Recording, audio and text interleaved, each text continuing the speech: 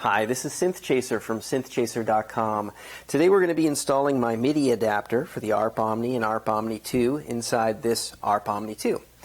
I've designed the MIDI adapter to be user installable, so it doesn't require any soldering or any modifications to the synthesizer other than perhaps a hole in the back for a MIDI jack. And it only needs a handful of common tools to install. So I'll show you how to do that. The kit comes with all the hardware and cables that you need to connect it. There are just a few basic tools that you'll need to install it. One is a Phillips screwdriver for opening up the keyboard. Second is a hex driver for removing a couple screws inside the keyboard. And then next you'll either need a drill with some drill bits or a stepping drill bit to drill a hole for the MIDI jack or jacks in the back of the case. Or I'm going to use here a chassis punch to make the hole. If you don't want to make a hole in your case, you could always remove one of these interface jacks that you're not using and snake a MIDI cable in the case that way. The first and single most important step of installing the MIDI adapter is to turn off and completely unplug the synthesizer. Turning it off is not sufficient. If you do not unplug the synthesizer, you will do grievous bodily harm to yourself during this installation. So make sure the synthesizer is unplugged. To get inside the ARP Omni 2, there are 4 screws securing the lid. Here, here, here, and here. And you can open them with a Phillips screwdriver. I've already done that. And then you can lift the lid up and fold it back, like such. So with the keyboard open, we can kind of see the lay of the land back here and decide where we want to situate our MIDI jacks, or jack. The MIDI adapter supports both MIDI in and through. You don't need to install the through if you don't plan on using it. In this case, I'm just going to install MIDI in jack on this keyboard. So basically, the jack should be mounted somewhere in this range. You don't want it to be behind this circuit board, and the other limit is the power switch there. So we'll turn it around and decide where we're going to mount it. So again, the range of spaces that we have is from this power switch here to these screws here. Obviously, we don't want to be drilling into the ARP Omni logo, so we're going to put it somewhere over here. And because we're going to do just the one jack, we don't need to worry about lining 2 jacks up, so we can actually just drill a pilot hole freeform. I'm going to use a nail and a hammer just to kind of make a little divot where my drill bit is going to start. Next, I'm going to use a very small drill bit and get a hole started. I'll work up from small drill bit sizes to larger drill bit sizes.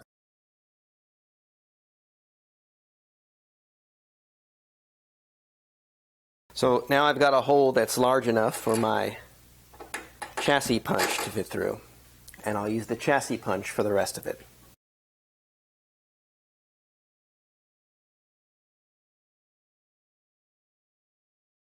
So even though the ARP Omni case was very thick steel, as you could see when I was drilling the pilot hole, the chassis punch made quick work of making a very smooth hole, free from burrs, perfectly round, and ready to accept the MIDI jack. So what we'll do now is we'll actually put the MIDI jack in and use it as a guide to drill holes for the screws.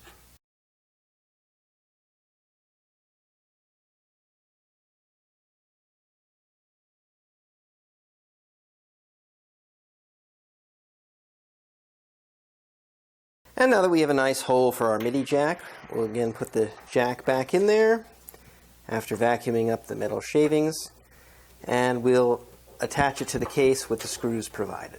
Now that we've got our MIDI jack mounted to the back of the case, we've done in what my opinion is the hardest part of the installation. We'll now turn our attention inside the synthesizer to the rest of the installation. The MIDI adapter uses very little power and actually could be run on the synthesizer's existing 15-volt power supply. However, to keep this a soldering-free installation, there's a auxiliary power supply included, which will mount inside the case here alongside the existing power supply. So we're going to unplug a couple wires on the existing power supply. And this is why it's very important, again, to make sure that you have the synthesizer completely unplugged. We're going to remove this wire here on terminal E3. This is the line voltage after the switch. And then we're going to remove this other wire here on E2, and this is the neutral from the mains wiring. If you're on 240 volts, this auxiliary power supply will still work. Your neutral should be here on terminal E4. So what I'm going to do is I'm going to take the brown wire here and piggyback that onto our connector that was on E3. This is the line voltage. And then I'll plug that back in.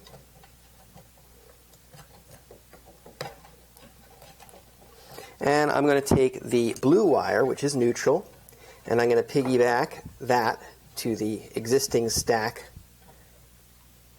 that was on the neutral. And then I'm going to plug that back into terminal E2. I've got some very strong double-sided tape here on the bottom of the power supply. And what I'm going to do is I am just going to stick this down in the space here and press it firmly onto the case. In my experience, this will hold really well. If you're concerned because you're in a high heat environment or some other reason, you can drill holes and screw the power supply to the case. But for most users, this will be sufficient. So I'll snake this around the back here, and this will be the power coming to the MIDI adapter. Next, we'll install the MIDI adapter circuit board. And like the phaser here, we're going to have it mounted above one of these boards. And I chose to mount it here. So using our hex driver, we'll take these two screws off.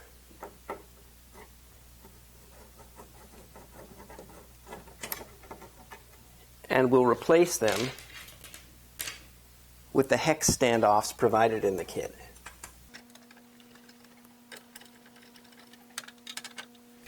There are a couple nylon supports provided, so we'll pop them in here and here. And then using the two screws that we just took out, we'll mount the MIDI adapter to the hex standoffs.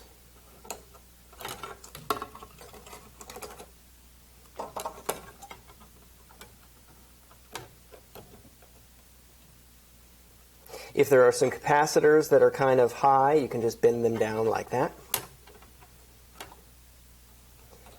And I can bend this wire over like that, out of the way.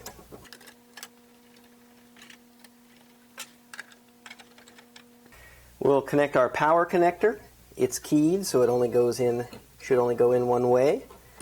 We connect that to the port labeled power. And we'll take our MIDI in connector. And this also only goes in one way, and we'll connect it to the MIDI in header here on the board. The next step is we're going to relocate these 4 ribbon cables coming from the keyboard to the upper and lower voicing board. We're going to plug them into the MIDI adapter. So this is J1, J2, J3, and J4, and they're labeled here as P4, 3, 2, 1. So we will just disconnect them one at a time and plug them into the MIDI adapter.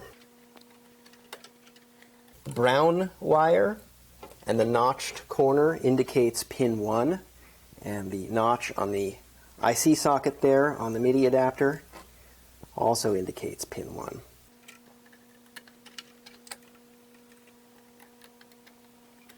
The next step is we're going to run the provided ribbon cables from the sockets on the MIDI adapter to the sockets on the ARP Omni circuit boards. And again, P1 goes to P1, P2 to P2, and so on.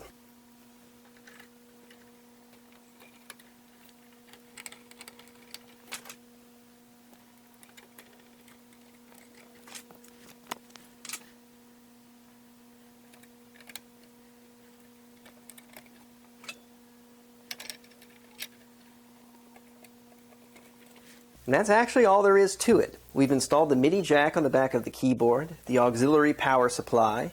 We've connected it to the mains wiring. We've installed the circuit board and connected the ribbon cables from the keyboard and to the ARP Omni boards. So now when we turn it on, we should be able to use the MIDI. The first thing to do after installing is just make sure all the keys are still working correctly. If any of your keys don't work or are incorrect, double check the ribbon cables that you connected. Make sure that they're going to the right circuit board, that their brown wire is at pin 1, and that all the pins are firmly seated in their socket. So now grab a MIDI controller of your choosing, and you have MIDI control over your ARP Omni.